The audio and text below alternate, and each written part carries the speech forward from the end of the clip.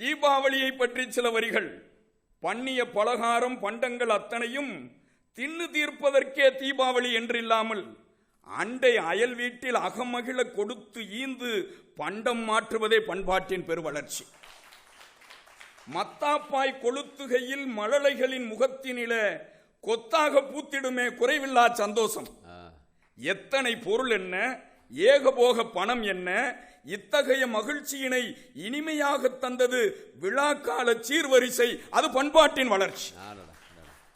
புத்தாடை தனையுடுத்தி பூவையர்தம் கூந்தலிலே கொத்தாக மலர் சூட்டி கோலம் ஒன்றை வாசலிட சித்தானை போல் அசைந்து சிறப்பாக நடந்து வரும் வித்தகிதான் தீபாவளி.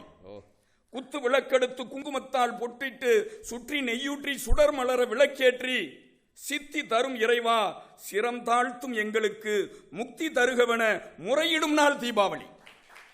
கங்கெடுத்து சாம்பிராணி காட்டிவிட்டு நாளெல்லாம் எங்களுக்கு நல்வழியை ஏற்றமுடன் காட்டனவே பொங்குமரும் கீதையினை பொலிவு தரும் முகத்தோடு நங்கையரும் பாடுகின்ற நற்றிரு நாளே தீபாவளி.